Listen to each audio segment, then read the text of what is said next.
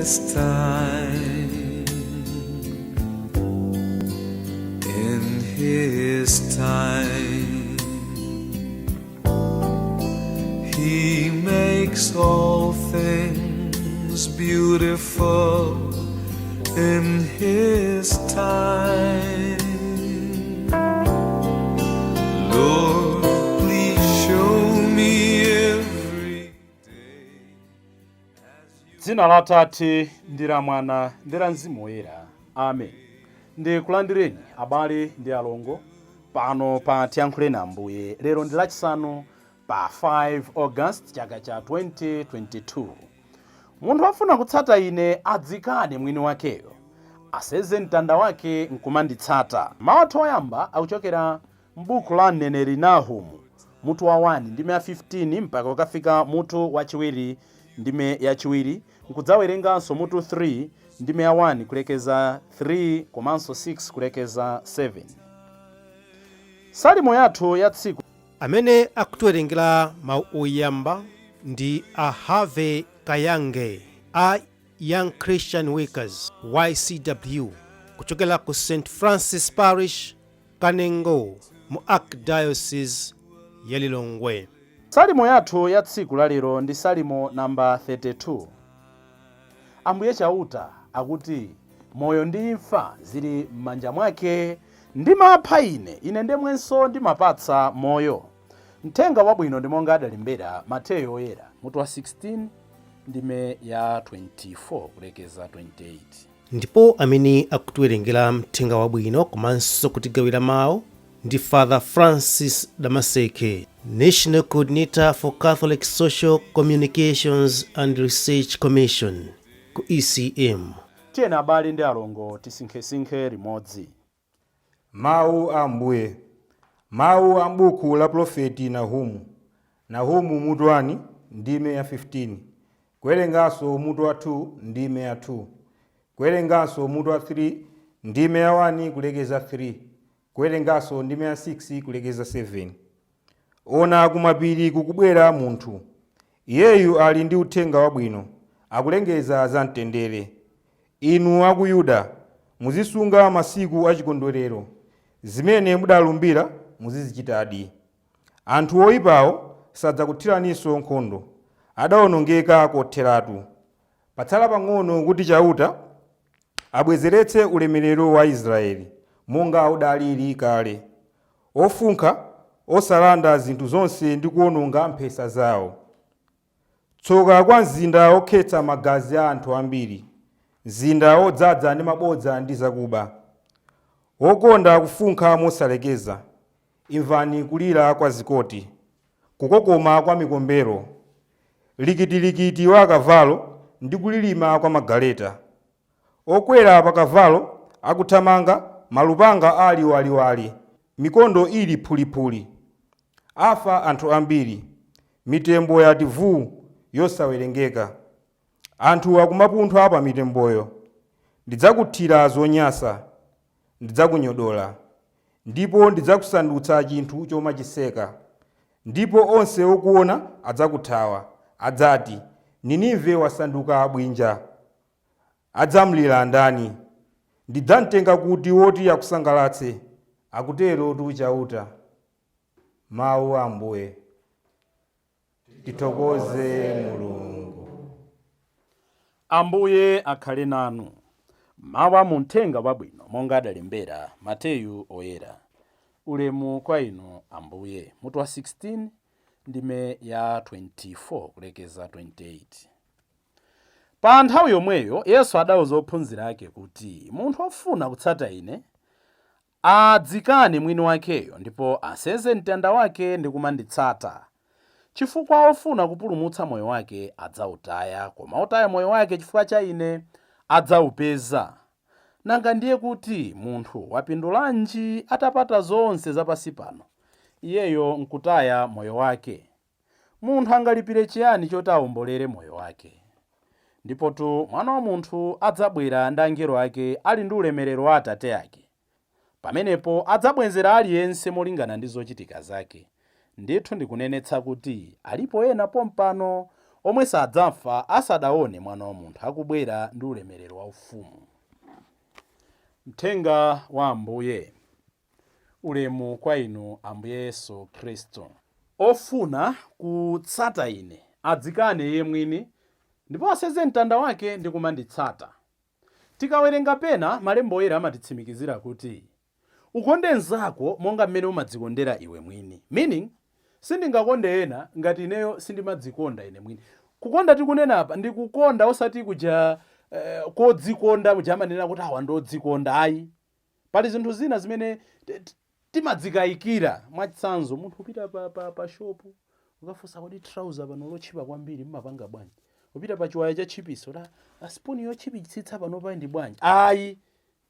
Ambuye Yesu akunena kuti ofuna kunditsata ine adzikane iye mwini. So pali zinthu zina zimene timadzitenga ngati we are a priority.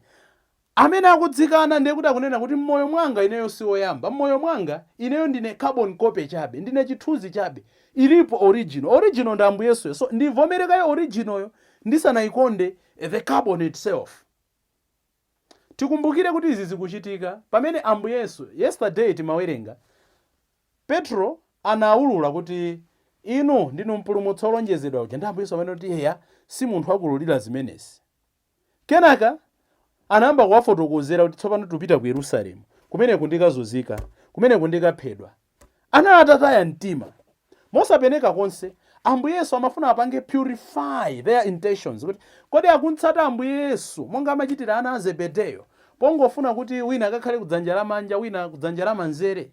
Ambuye Yesu afuna apange transcend maganizo awo, achoke mkuganiza kwa pasi pano, kuganiza kwa ufumu wa pasi pano, kuganiza kwa umesaya wa pasi pano, ayambe kuganiza zinthu monga amaganizira Mulungu. This is the whole reason Jesus came down here on earth. Kuti ife tiyambe kuona zinthu monga mmene Mulungu amaonera, tiyambe kuganiza monga mmene Mulungu amaganizira, tiyambe kuchita monga mmene Mulungu amachitira, tiyambe kupatsa monga mmene Mulungu amapatsira, tiyambe kukonda monga mmene Mulungu amakondera without conditions. Ndipo funa kuwapatsa phunziro la mphamvu, akuwauza kuti poti mwamva zonena kuti ine ndine mwana wa Mulungu, koma mwana wa Mulunguyo adzaphedwa, ndipo amene akunditsatira ine adzakumana ndi mavuto chimodzimodzi. Ndikunena kuti ofuna kunditsata ine aseze mtanda wake nkumanditsata. Afuna anthu aja amutsate chifukwa choti iye ndi Mulungu, osati chifukwa cha zimene akapeze. Pali nyimbo itimanena, inu nonse muli olema, bwerani kwa ine ndidzakulimbitsani. Limba mtima, limba mtima m'bale wangaye, ponyamula mtandawo. Ambuye Yesu afuna tinyamule mtanda wathu, tilimbe mtima nkumamutsatira. Ndetu pali mitanda yosiyanasiyana. Tisaganize kuti ayi nde ndipita kwa kalipentala khomereni mtanda kuti ndinyamule mtanda wanga ndizimutsata. Tinthu tina timene timatikonda, timene timapanga contradict kufuna kwa Mulungu, timeneto titipereke ngati nsembe pamaso pa Mulungu. Mtanda uthokhala chani? Tili ndi mitanda yosiyanasiyana. Mwachitsanzo mitanda iyi na imene imaoneka pakati pathu. Fato tsatira Ambuye sizocheza. Tangomuganizirani mnyamata wokongola, wabiriwiri, wadzitho zake, wakhoza form 4 ija bwinobwino, 8 points, 6 points, 7 points, 11 points. Nkumusankha ku Chansa College, kaya ndi kumubasi, kaya ndi kumasti, kaya ndi ku Catholic University. Kena kunkatikati mwakemo nkumamva china chake kuti ine ndifuna ndidzakhale wasembe, ine ndidzakhale sisteri. Mtanda umene uja ndi mtanda ndithoti amenera ausenze apange chiganizo, ndi amayamba kuganizo chabwino nditati ndipite ku usembe ndi nkukandichotsa ndizidzandithera bwanji. Ambuye Yesu akumulimbitsa wachinyamata otero kuti nyamula mtanda wako zinditsata. Ubwino wake akuti amapereka goli lofewa ndipo amatithandiza kuti nyamula. Tamuganizireni mtsikana amene moyo wake wonse adaupereka ku mpingo, ndipo amati akakhala mchikatolika amavamo kukoma, ndi nkukakumana ndi mwamuna wa mpingo wina, nkumaza kuti banja ndi ine ndakukonda koma ndifuna usiye mpingo wake. Atsikana mmapanga react motani? Nyamula mtanda wako. Are you choosing the man or are you choosing God and his church? Chisankho aliyense apangeka ndi kunyamula mtanda wake. Tangotiganizirani Chikhristu mmene kukumaziziriramu, ndi upange chisankho tulo kapena kupita kumisa. Azibambo amene timamwa mowa, tipange chisankho pakati pa mowa ndi banja, corruption kapena mtendere, zoona kapena kupechikidwa. Sezani mtanda wanga ndi kumanditsata. Muzaka zino zamakono mtanda taupanga sanitize, sukuonekanso ngati mtanda, taupanga polish. Padzana akamakambazani ya mtanda, the cross was equated to death. Akamati seza mtanda ndekuti akunena kuti nyamula imfa. Komano ndizoona kuti moyo wathu wa tsiku ndi tsiku tikuyenera tipange imfa zosiyanasiyana, imfa zina zochoka kwa nzathu. Tilole kumfa ku certain kind of category of people for the sake of life. Timfe kumakhalidwe ena, kuzokonda zina, kuzilakolako zina for the sake of Christ. It's not something we can achieve overnight. It's not something we can achieve pa tsiku limodzi. Tikuyenera tizipempha chaulere chake, chithandizo chake, komanso upangiri wake tsiku ndi tsiku. Tsono kumapeto kwa Ambuye Yesu powauza kuti sezani mtanda wake, akwafusafusa, wapindulanji munthu atagonjetsa dziko lonse lapansi nkutayitsa mzimu wake? Apindulanji munthu atagwira ntchito kwambiri, atayesetsa kupanga china chilichonse nkupeza kuti alibe mtendere? Apindulanji munthu atapeza banja mbambande, mwamuna wa ntchito wabwino, mkazi wa ntchito yabwino, tiana tokongola, koma finally mulibe mtendere mbanja? Mwapindulanji? Nchifukwa kakunena kuti pamene tikuphatana ndi Ambuye Yesu, choyambirira chimene tizipeza ndi mtendere wa mumtima. Chifukwa munthu amene ali ndi mtendere atha kupanga china chilichonse. Komatu anthu amene adapanga chisankho chonyamula mtanda ndi anthu okhawo amene ali ndi mtendere mu mtima mwawo. John Paul oyera wachiwiri anasankha kunyamula mtanda. Imachitooneka ngakhale nkhope yake kuti anali ndi mtendere. Mother Teresa amakatsuka anthu odwala akhate matenda osiyanasiyana, ndalama topemphetsa, nkumapanga fide anthu ambirimbiri, anali ndi mtendere mu mtima mwawo. Makolo athu mukaona analibe nyumba ya malata, analibe nyumba ya magetsi, analibe madzi apampopi, analibe galimoto, analibe mafriji mosungira zakudya. Iwo amayendera chakudya chathu cha lero. Ndipo nthawi imeneyo timatha kukhala nyumba imodzi ija anthu 11, 14, 15 osadziwa kuti lero tidya chani, nkumangoona kuti koma muona kuti timakula anthu osangalala, tereri chomwe chitopikisana kumwa, koma we are happy people. Makono pamene moyo ukusintha, ukufewetsa zinthu zina, mukuona kuti mitima yathu ikuinkirankira kukhala yopanda mtendere. Masiku ano chilichonse is within the tips of our fingers. Mupeza kuti mulipira madzi pa phone, chilichonse, mutumiza ndalama, mulipira school fees, mukafuna kupita mtown, koma mukuona kuti finally we don't have peace. Why? Kukhala nazo zinthu zapasi pano nkwabwino, koma nkwabwino koposa kukhala ndi zinthu zolinda Ambuye. Tapempha Ambuye lero atithandize kumanyamula mitanda yathu. Mitanda ina itokhala munathu, itokhala nathu, itokhala nsembe athu, itokhala Kristo athu, itokhala Bwana athu. Koma tikainyamula mokondwera nkuvomera kuti God, this is my cross, I need you to help me, will be the happiest people in this world.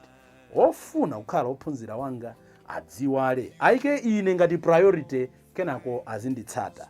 Ambuye tithandizeni tsiku la lero kuti tikutsateni ndi mtima wonse. Dzina la Atate ndi la Mwana ndi la Mzimu Woyera. Amen.